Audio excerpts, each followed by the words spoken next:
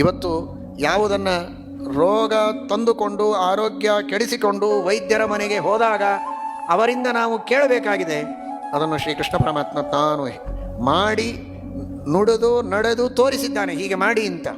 ಆಟ ಆಡೋದು ಅಂದರೆ ಆಟ ಆಡಿ. ಏನು ಆಟ ಆಡ್ತೀರಿ? ಮೊಬೈಲ್ಗಳಲ್ಲಿ ಗೇಮ್ಸ್. ಏನು ವ್ಯಾಯಾಮ ಆಗಬೇಕಾಗಿದೆ ಅದಕ್ಕೆ? ಮೊಬೈಲಿಗೆ ವ್ಯಾಯಾಮ ಆಗ್ತದೆ, ನಿಮಗೇನು ವ್ಯಾಯಾಮ ಆಯಿತು? ಅಲ್ಲಿ ಗೊಂಬೆಗಳು ಕುಣಿದ್ರೆ ನಿಮಗಾಗೋದೇನು ವ್ಯಾಯಾಮ?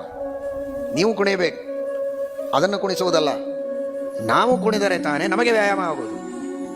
ಹೀಗಾಗಿ ಅವಶ್ಯವಾಗಿ ದೇಹಕ್ಕೆ ವ್ಯಾಯಾಮ ಆಗುವಂತಹ ಆಟಗಳನ್ನು ಆಡಿ ಓಡಬಹುದು, ಅಥವಾ ಬೇರೆ ಬೇರೆ ತರಹದ ಕ್ರೀಡೆಗಳನ್ನು ಮಾಡಬಹುದು. ಯಾವ ತರಹದ ಕ್ರೀಡೆಗಳನ್ನು ಮಾಡುವುದರಿಂದ ದೇಹಕ್ಕೆ ವ್ಯಾಯಾಮವಾಗ್ತದೆ ಅಂತಹ ಕ್ರೀಡೆಗಳನ್ನು ಅವಶ್ಯವಾಗಿ ಕ್ರೀಡೆಯನ್ನು ಆಡಿ, ಮಧ್ಯ ಮಧ್ಯದಲ್ಲಿ ದೇವರ ಸ್ಮರಣೆಯನ್ನು ಮಾಡಿ, ಕೃಷ್ಣ ಪರಮಾತ್ಮನ ಸ್ಮರಣೆಯನ್ನು ಮಾಡ್ತಾ, ಕ್ರೀಡೆಯ ಯಾವಾಗಲೂ ಅಲ್ಲ, ಮತ್ತು ಅಭ್ಯಾಸವನ್ನು ಮಾಡಿ ಆಟ ಆಡುವ ಸಮಯದಲ್ಲಿ ಕ್ರೀಡೆಯನ್ನು, ಈ ತರಹದ ಕ್ರೀಡೆಯನ್ನು, ದೇಹಕ್ಕೆ ವ್ಯಾಯಾಮ ಆಗುವಂತಹ ಉತ್ತಮವಾದ ಕ್ರೀಡೆಗಳನ್ನು ಅವಶ್ಯವಾಗಿ ಆಟ ಆಡಿ ಶ್ರೀಕೃಷ್ಣ ಪರಮಾತ್ಮನ ಆದರ್ಶವನ್ನು ಪರಿಪಾಲನೆ ಮಾಡಬೇಕು.